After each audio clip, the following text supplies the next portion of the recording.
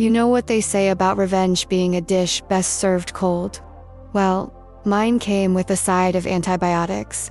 Before I begin, drop a comment to let me know where you're watching from. And give this video a like to show your support. Now let me tell y'all what happened. 3 months ago, I was just your average 26-year-old with a marketing job I tolerated, a small apartment I loved, and a boyfriend I thought was the one. Derek and I had been together for 2 years. He was charming, successful, the kind of guy my mother was already mentally measuring for a tuxedo. But I guess some people only show you what they want you to see. Like those Instagram filters that make everything look perfect, when reality is messier. It started with an itch, then a burn, then a doctor's appointment where I sat on that crinkly paper, staring at posters about HPV, while my world collapsed around me.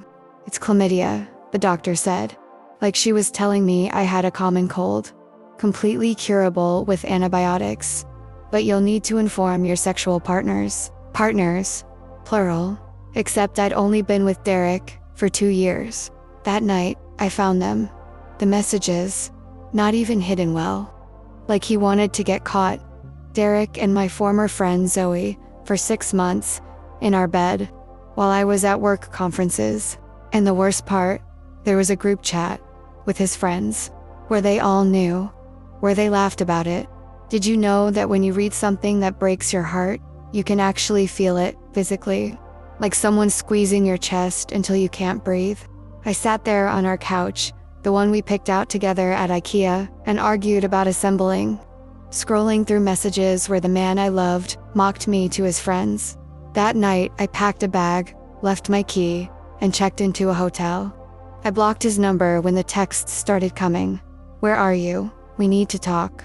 It's not what you think. It was exactly what I thought. But here's what Derek didn't know. I'd taken screenshots of everything. Every message, every cruel joke at my expense, every plan they'd made while I was building a future with him. And something inside me shifted. I always thought I was a good person. The kind who returns extra change when the cashier makes a mistake. The kind who helps elderly neighbors with groceries. The kind who forgives. But sitting in that sterile doctor's office, learning that the man I loved had not only betrayed me, but left a bacterial calling card. That changes a person. 2 days later, I texted Derek, we should talk. In person. I miss you. He was at my new place within the hour. Flowers, tears, promises. I let him talk for 20 minutes straight while I nodded, looking appropriately tearful and forgiving. I understand, I said finally. We all make mistakes. The relief on his face was beautiful. That night, I let him stay over. I let him think we were healing, reconnecting. What I didn't tell him was that I hadn't started the antibiotics yet, but that was just the beginning. You see, Derek had 5 close friends. His boys, as he called them. The same ones who knew about Zoe, who laughed along in the group chat, who had drinks with me, looked me in the eye, all while knowing. There was Jason, the investment banker with the perfect girlfriend who had no idea about his Tinder account. Mark, the happily married lawyer who had a thing for his assistant. Chris, the eternal bachelor who treated women like disposable razors. Tyler, Derek's college roommate, who was always just looking out for him. And finally, Ethan, the quiet one who I once thought was the decent one of the bunch. They all deserved a reckoning. The thing about men like these is they're predictable. They think with parts other than their brains. I started with Jason, a tearful call about how Derek and I had broken up, how lonely I was, how I'd always thought he was the kindest of Derek's friends. 1 happy hour later, where I pretended to get drunker than I was, he was at my apartment. For Mark, it took a chance meeting at his favorite coffee shop, where I just happened to be reading a thriller he'd mentioned loving. For Chris, a dating app in the right filter. Tyler took more work. A calculated run-in at Derek's gym, followed by a conversation about how much I missed having friends since the breakup. Ethan was the hardest, the supposedly good one. But even he couldn't resist comforting the heartbroken ex of his friend, especially after I mentioned how Derek had cheated on me. None of them knew about each other. None of them knew I was still seeing Derek occasionally, working through things. In 6 weeks, I'd managed what Derek had spent months doing. Except I wasn't hiding it. I was executing a plan. The real genius was the private Instagram account. Nothing explicit, just enough. Check-ins at restaurants. Shadowy figures in my apartment. Cryptic captions, like when the remedy becomes the poison. In 6 degrees of separation. I made sure they all followed it. I made sure they all wondered. And then came the group text. Not to their toxic boys chat. A new one. Created by me. With all 6 of them. Just a simple message. Get tested. You're welcome. The chaos was immediate. The accusations. The denials. The betrayals within betrayals. But here's what they didn't know. What none of them knew. I'd started my antibiotics the day after seeing my doctor. I'd been cured for weeks. The STD, it was never there to pass on. It was the message, not the method. The real infection I gave them was the truth. About each other. About themselves. About the woman they all underestimated. Derek lost his friends. Jason's girlfriend found out everything. Mark's wife left him. Chris, Tyler, Ethan. They all had to face versions of themselves they'd hidden away. And me, I moved on. New job, new city, clean bill of health. Physical and mental. At least, that's what they all think. What they don't know is that I kept all the evidence. Every message, every confession, every photo, saved in multiple places. And the thing about digital footprints, they never really go away. Just like trauma. Just like betrayal. Just like the burning need to make sure people who hurt you feel every ounce of pain they inflicted. 3 days ago, I got a text from a number I didn't recognize. All it said was, I know what you did, and I'm going to tell them all. At first, I thought it was one of them. Derek, or one of his friends trying to scare me. But then, I got another message. With details only Zoe would know. Zoe, who disappeared from social media the day after I confronted Derek.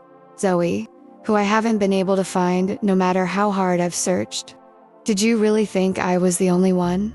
We're coming for you, Olivia. All of us. They want to come for me. Good. Because what they don't realize is that I'm still holding my best cards, and I've only just started playing the game. So, where were we?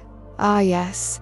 Mysterious threats from my former friend Zoe who'd vanished, and apparently, others who were coming for me. It's been 3 months since I received that text. 3 months of waiting for this supposed reckoning. 3 months of sleeping with one eye open. And honestly, it's been illuminating. The night after I got that text, I didn't sleep. Instead, I did what any rational woman who'd already orchestrated an elaborate revenge plot would do. I went deeper. I created a spreadsheet. Yes, I know how that sounds, but chaos needs organization. I cataloged every woman Derek had mentioned over our 2 years together. Every just a friend from work, and she's like a sister to me. Every name that made him pause a beat too long when his phone buzzed. 27 names. 27 possibilities.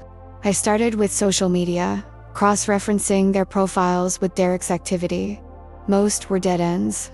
Genuine friends, colleagues, or women he'd clearly wanted to sleep with, but never had the chance. But 7 names kept intersecting with his life in ways that seemed intentional. Hidden likes on years-old photos, comments deleted but cached, check-ins at the same obscure places within hours of each other. Did you know that most people use the same password for multiple accounts, or minor variations of it? And that if you've lived with someone for 2 years, you probably know the pattern they use. I didn't hack anything, if that's what you're thinking. That would be illegal.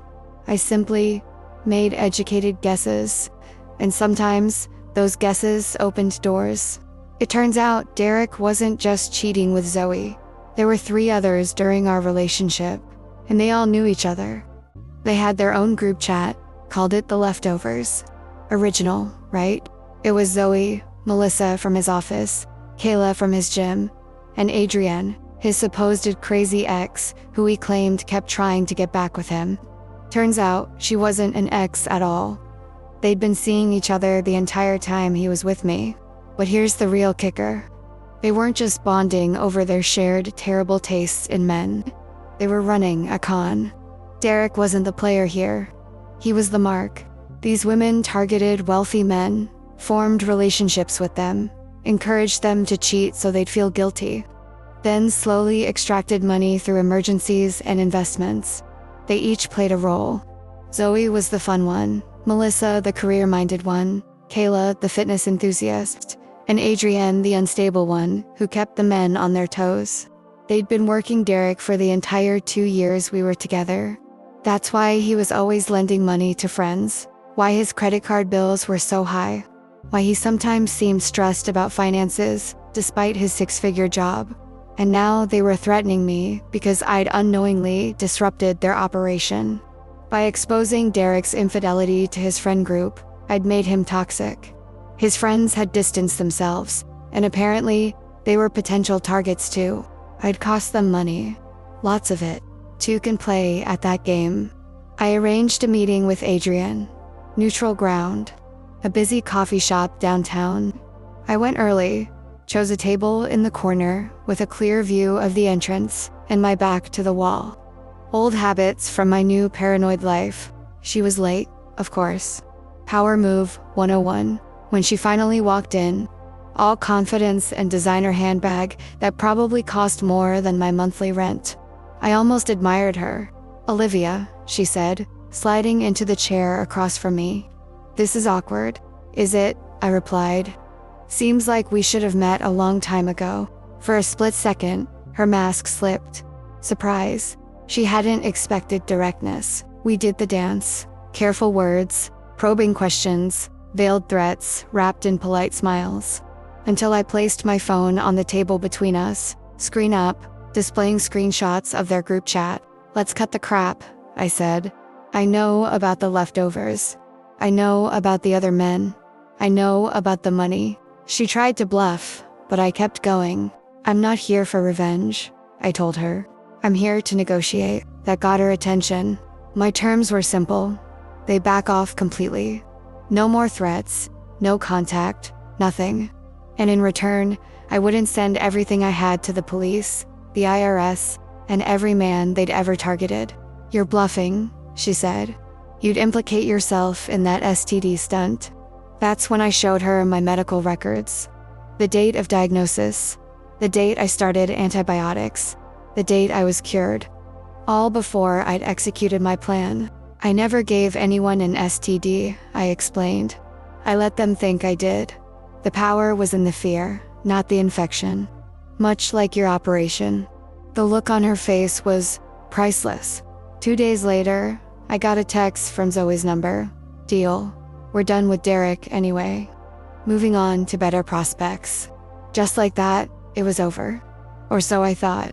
A week later, I received a package. No return address. Inside was a USB drive and a handwritten note. Insurance policy. Use if needed. The drive contained everything. Their entire operation documented. Names, dates, amounts, methods. Their playbook, essentially. Adrienne had sent it as protection for both sides. If I exposed them, they'd expose me. But if they came after me, I could destroy them completely. Mutually assured destruction. Cold War tactics for modern dating. The real twist. One of the names in their files was Tyler, Derek's friend. He hadn't been a potential target. He'd been their inside man, feeding them information about Derek's friends, their finances, their vulnerabilities, setting up chance meetings for a cut of the proceeds. Of course, that explained why he'd been the hardest to seduce in my revenge plan. He wasn't interested in me. He was protecting his business model. So where are they all now? Derek is dating someone new. Poor girl doesn't know what's coming. His friend group imploded after my revenge. Too many secrets exposed, too much trust broken. Jason and his girlfriend broke up, but he's already with someone else. A pattern that will likely continue his entire life. Mark is trying to win back his wife with expensive gifts and couples therapy. Too little, too late. Chris is still Chris, emotionally unavailable and treating dating like it's a sport with a scoreboard. Ethan actually reached out to apologize, the only one who showed any real remorse. We get coffee occasionally, strictly platonic. I think he's genuinely trying to be better. And Tyler, let's just say his partnership with the leftovers ended abruptly when certain files were anonymously sent to his workplace and family. Couldn't happen to a nicer guy. As for me, I've changed my look, my job, my apartment, not out of fear, but because evolution is necessary after metamorphosis. The woman I was before this all happened, she's gone. And honestly, I don't miss her. The naive Olivia who trusted too easily, who ignored red flags, who valued others' happiness above her own. She served her purpose. She brought me here. People ask if I regret what I did. The manipulation, the lies, the elaborate scheme to make 6 men believe they had an STD. They ask if it was worth it. What I did wasn't about revenge. Not really. It was about reclaiming power. About turning victimhood into agency. About making sure they remembered me. Not as the girlfriend who was cheated on, but as the woman who refused to be just another casualty in their game. Last week, I received another text from an unknown number. Teach me. Just those 2 words. I don't know who sent it. Could be another woman Derek hurt. Could be someone new in his life who's seeing the warning signs. Could even be one of the many other women who've been where I've been, felt what I've felt. I haven't decided if I'll respond yet. Part of me wants to say no, to close this chapter completely and move forward unburdened by the past. But another part of me thinks about all the Dereks out there, all the Tylers, all the men who see women as conquests or commodities or inconveniences. Maybe the best revenge isn't what I did to Derek and his friends. Maybe it's helping other women recognize their worth before they waste years on men who never deserved them in the first place. Or maybe, just maybe, the best revenge is living well, on my own terms, without looking back. Then again, Teach Me has a nice ring to it.